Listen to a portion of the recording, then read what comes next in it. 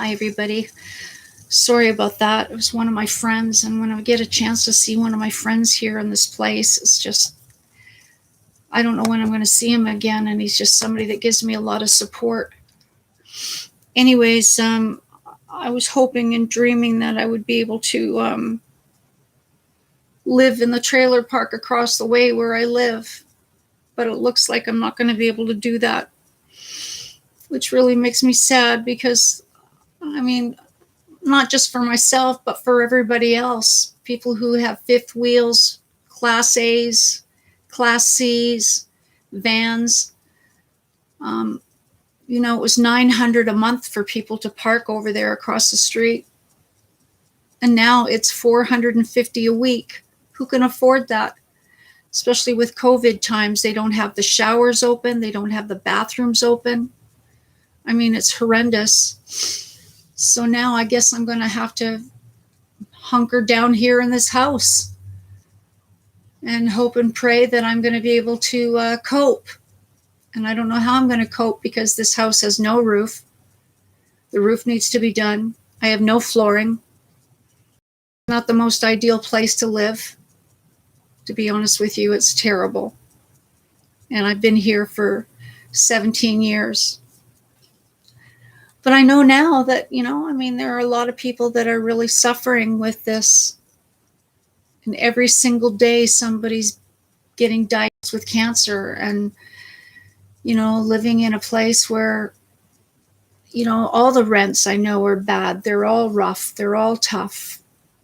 So I'm just trying to see if anybody else is interested in coming up,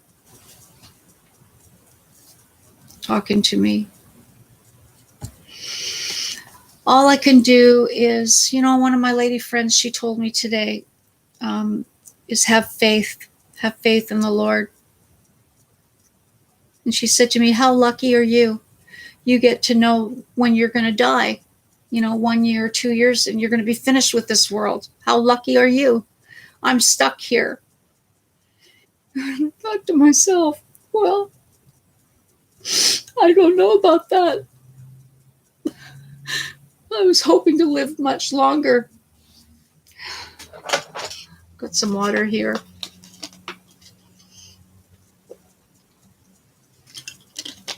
Life is scary in the first place.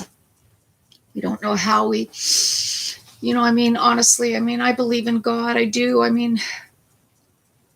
believe in Jesus Christ. I do with all my heart. I don't have any doubt. And,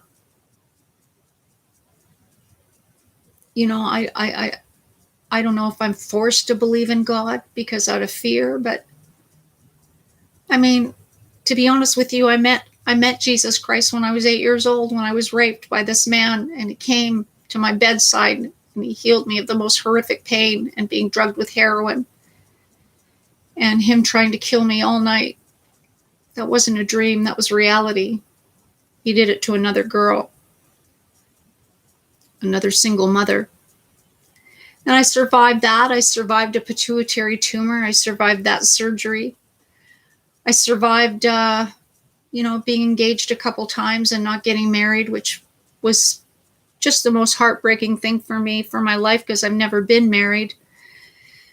I've lived alone basically my whole life. I had a very short period of time that I lived with one fellow fiance, and kept waiting and waiting to get married. And I guess maybe I'm the lucky one, although I had 2 miscarriages too, because of my tumor. I always wanted children, and maybe I'm lucky, children aren't exposed to this world, how hard it is. My mother was in the hospital for the last couple days, and Lionsgate Hospital right now got COVID. And one of my lady friends that looks after my dog, her son's got COVID. She hasn't seen him, and she's not seeing him. But COVID is lurking here and there and everywhere. And, the best thing that I felt that I could do is wear dollar store garden gloves. If I'm ever out in public, right now my appetite after the chemo and the radiation is not that great, and I have a lot of fatigue. And I guess probably also because my left leg is completely paralyzed. The tumor that's in my lower left back between my hip and my spine has caused me a lot of fatigue, because my left foot and my left leg from the knee down basically is it's fuzzy. It's I have no feeling. I have feeling, but I can't walk.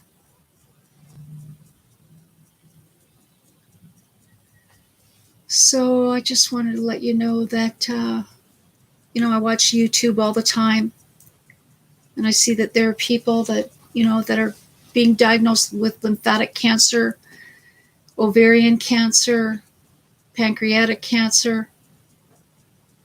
Cancer is a really, really, really bad thing. Makes me very sad. And there are a lot of people that are dying. I don't know if they're dying of hope, loss of hope, or fear, or just getting so weak and sick that they can't survive another day. And all I can say is to all of you is, please quit smoking. Don't drink. Esophageal cancer is very real. And I watch people's stories on YouTube, their end of life, and it's sad. It really is sad. And now where I'm at, I have to empty out my house because I don't want to leave my house. I don't want to leave a bunch of hoarding craft stuff and fabrics and clothes and a ton of stuff. I don't want to leave that for anybody. And I want to plan my funeral. I want to be able to have my service at Hollyburn Funeral Services in West Vancouver. So maybe the West Van Police could come. It's just a small little place, but I know that they could, divide people around so people would be safe. Or possibly have an outdoor service on the river.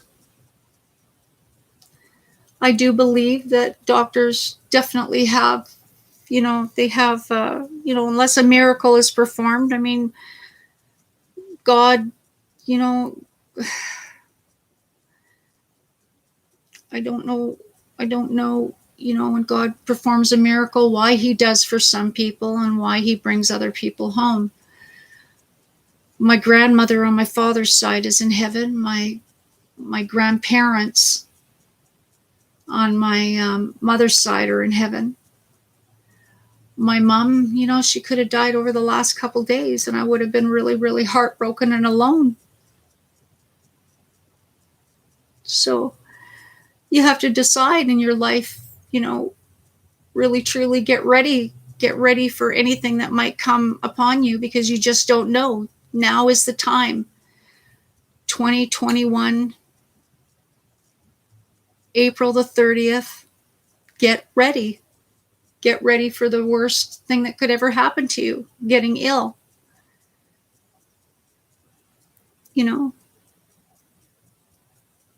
I don't know how many people have done their wills. I know I'm waiting to get mine done. I have nurses that visit me every day.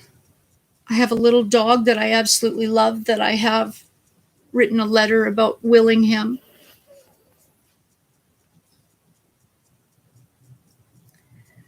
So that's what I suggest, to all of you, is get organized. Really, truly get rid of the things that you don't need. Because who knows when we're going to break out in the most horrendous war. I mean, they talk about it in the Bible. We already are being introduced to the plagues, like HIV. I think there's some country where, I don't know, the babies and the children and so many people are dying of it. Now it's the COVID in the States, all over India. All you can do is, either turn that news off, don't watch it, don't scare yourself, or watch it and pray. Get down on your knees and pray. I absolutely cannot really get down on my knees unless I put a pillow down there because of my leg. I enjoyed having a YouTube channel. I know that when I first came out with my YouTube channel, I had quite an established, funny little channel. I did all kinds of really cool things. And then Skiwi, this known troll, got on my channel and really kind of beat me up a little bit, and I lost everything because I deleted everything because I felt so hurt, so bothered. I never knew that people could be so cruel. And I've forgiven you since then, Skiwi. It doesn't matter. But if you're somebody that is attacking other YouTubers, like Carolyn's RV, she's got one Canadian person that just is relentless on her. And it hurts me because I don't see that Carolyn RV is doing anything wrong. People give to her because she offers people hope, like Bob Wells. Now I know I can't go across into the trailer park there. I can't go across there. And that hurts me. How sad. So I have to live in this house with needing a roof really badly. I have no flooring. I'm living on my subfloors. Windows that are single pane. I don't think they've been changed in 50 years, the windows. My fridge is broken. It's on its way out. And I'm waiting for the 60 scoop money, and I have to try and prove to them that I'm 3 years, of not having any teachings and being denied. So I guess, it's being grateful for what you got. There are people living in a lot worse situations in Mexico, third world countries, where they've got dirt floors. Animals are being inched off this earth at such an alarming rate. People are profiting off of animals. It's such a terrible, terrible rate. So I guess really, truly, honestly, I need to profess my love for God and for Jesus Christ and pray every single day. Try not to get too heartbroken and sunken into depression. And know that, I can still live here, I guess, and just clean things up. Live very simply. Study the Bible. Study what you need to learn, because they say that there's going to be an antichrist that's going to come down and try and sucker us in, make us think that he's the God, and then turn on us as fast as he can. I've been watching the movies on YouTube. They're great, great learning tools. And I guess other people with cancer, I could probably support them and, let them know who I am and know who they are. So I don't want to cry. I really don't. I want to live each day that I can to be positive, even if it means I'm isolated. Just take a look at the mountains. I can see the mountains. Right now it's raining quite heavily, so you can imagine it's probably snowing up there. Be grateful for the trees and technology. Driving a car even. Learning how to use a computer. There's a lot of people that don't even use computer. They don't believe in it, There's a lot of people that don't have cell phones. There's a lot of people that don't know how to use a cell phone,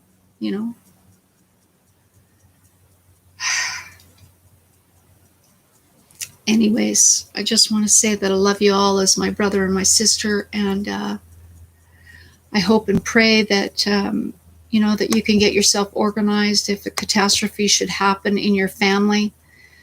Um, Heaven forbid you should lose your life. Something could happen to you.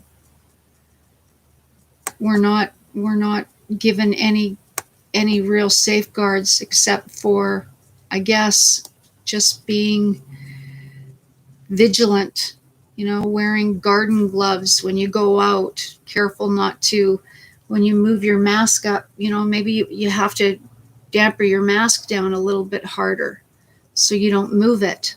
So you're not touching your face all the time, because I notice everybody is going like this, lifting it up, lifting it up.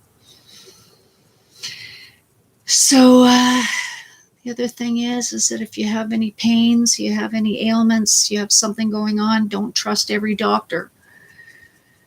Trust in getting another opinion, because you could have cancer and it could be too late. Those couple months for me, I complained about my left leg in July the 1st. I said, my leg's on fire. It hurts really badly. And my doctor said, well, kept putting it off until finally I ended up in emergency a couple times. And then December 22nd, the doctor came out and said, I'm so sorry, Miss Studer. You have a cancer mass in your lower back called squamous cell carcinoma. Don't worry, we're going to have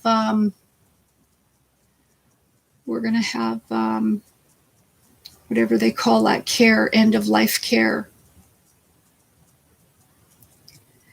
So I love you all. Please don't dye your hair anymore, ladies. Stop that. Don't get those fake nails. These are all chemicals that you have to learn. Hair dyes can give you lymphatic cancer. You need to learn these things, and you need to wear a hat every single day, or wear sunscreen on your face every single day. Squamous cell carcinoma, which I've got, is a skin cancer, but it's gone inside my body. We still don't know where the primary cancer is. So that's the truth. That's what we need to learn about. Have a faith. Pick up your faith. Quit drugs, quit alcohol, quit smoking. Do it all. Help yourself live. Okay, everybody. Bye. Take care. Bye for now.